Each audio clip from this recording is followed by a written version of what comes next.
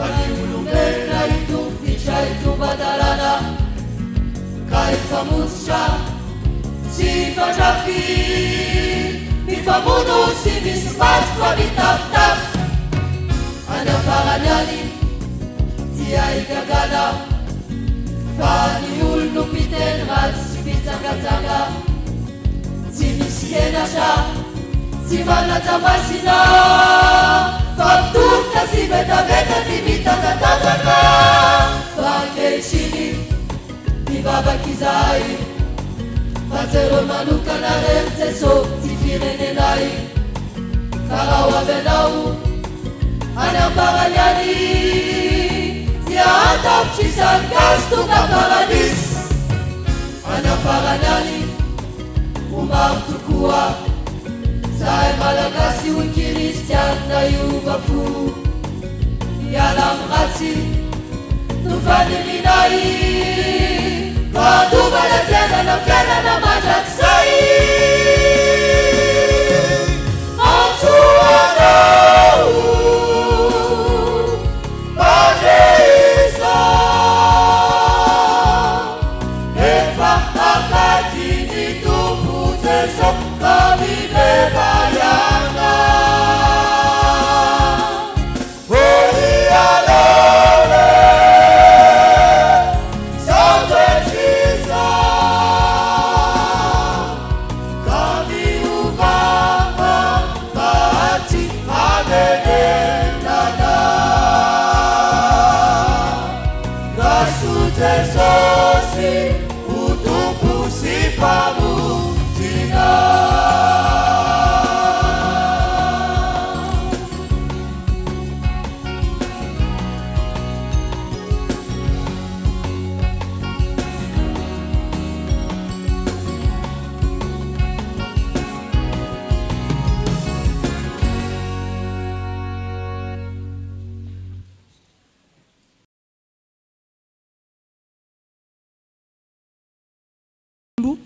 Ny andiny fahadimy amin'ny telopolo tapany farany. Amin'ny anaran'ny Tompo manao hoe izany nanavaozany ny fanompona tao an-tranon'i Jehova. Izany no nanavaozany ny fanompona tao an-tranon'i Jehova. Ry fiangonana, efa nino ianao dia nibebaka ary nanan-kiova. Manavao ny antsony aminao ny Tompo, manavao ny fanomponao izy maneky. Ho ny ampifity manaiky aho.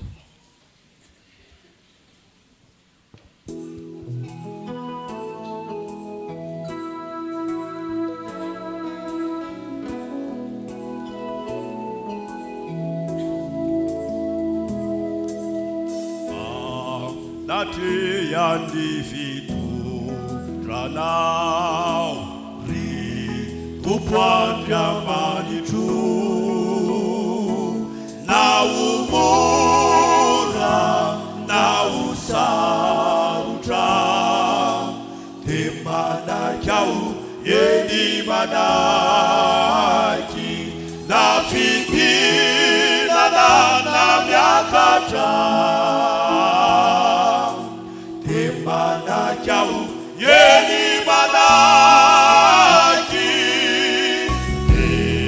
irai nawita yau ba iturinya sana uteso fa avalu miaua au fanande au yeni manaki Nihikenda munu aire eu fanante au yedi manaki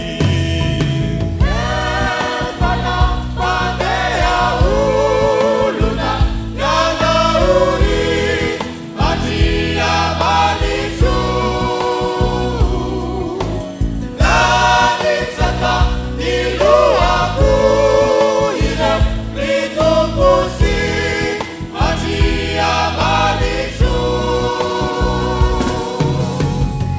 Epaniza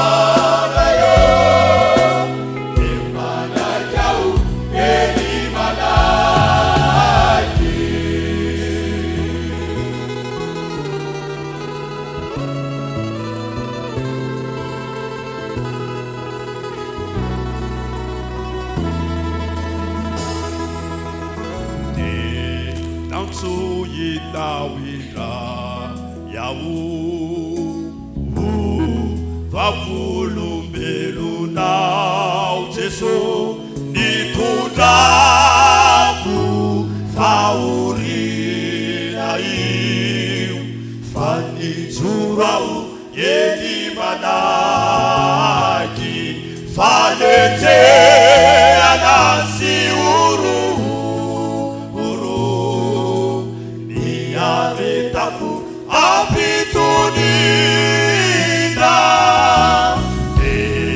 nalefanauku au ba anau niasanau Jesu tuniuni kenirai afufuani abuadia nihijasa tapakaire eu fanangesiau nuyanau Espada iraka yanam namadea yanam liteso ituli nifamari nanam sinifa masina nauteso Saidi Yesu lanza siapura napa nuna mali ai liteso tukuku yumehesa nangu nurabina kuwa nomadina fate manaki anatea nisasitaka teso emana jau eni manaki anulona nilfitudana Jesu yupandesiau